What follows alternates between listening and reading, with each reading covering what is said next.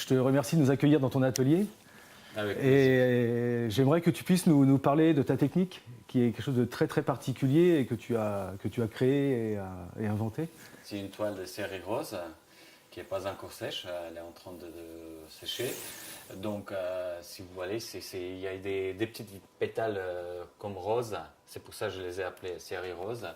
Et elles se reposent un sur l'autre. Je travaille en épaisseur à l'huile pure, comme ça nous permet de garder la qualité. Et après, à la fin, j'ai toujours une petite pétale qui fait on dirait ma propre signature. Pour moi, le noir, c'est pas le noir c'est vraiment, c'est quelque chose de gai pour moi, vous voyez. Donc, le noir, c'est pas le noir, c'est pas la tristesse, parce que tout ce qui concerne dans l'art, on peut essayer, inventer, trouver et même voir autrement des choses. J'ai pu observer que tu avais des toiles rondes. On trouve souvent aussi le cercle dans tes toiles, que ce soit dans le thème de la rose ou même dans les compositions. Il y a toujours un rond quelque part. Est-ce que ça a une signification particulière pour toi, ce rond? Ce rond, c'est peut-être comme dit un galériste. C'était depuis la ville de ma naissance en Arménie, la ville Erevan, où je suis né. Donc si on regarde depuis le ciel, c'est rond. Et ça m'a donné peut-être beaucoup de choses, réfléchir, voir. Mais je ne sais pas, tout ce qui est rond, ça tourne. Pour moi, c'est une particularité importante. À mon avis, ça nous donne une image qui se change. Et il y a toujours comme une circulation d'esprit, des visions. Et puis, je ne sais pas, à mon avis, ce n'est pas simple. Quand on regarde sur le rond, on reste plus longtemps pour visualiser des choses.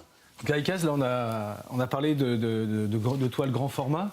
J'ai vu aussi que tu faisais des toiles plus petites, sur des thèmes différents aussi, sur les mosaïques. Ils sont là, des petites...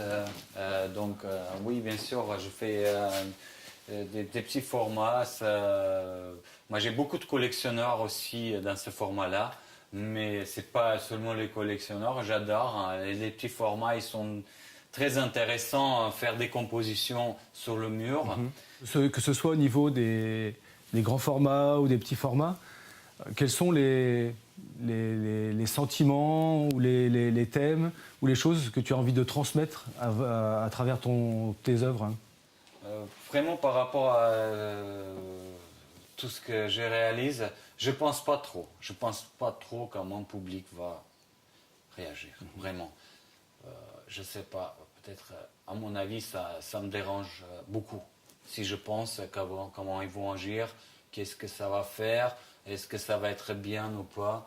Donc, je me lance, je fais ce que je veux. Heureusement, je trouvais dans ma vie quelque chose où je peux vraiment réaliser et ne pas penser. Parce qu'en général, chaque geste, chaque fois qu'on fait quelque chose, on y réfléchit, comment ça va être après, qu'est-ce qu'on va avoir comme conséquence.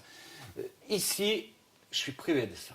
Ici, c'est ma liberté, je m'exprime, je fais ce que je veux. Heureusement, il y a des gens qui me soutiennent. Ça en fait encore plus d'efforts de tomber aveuglement dans tout ce que je réalise.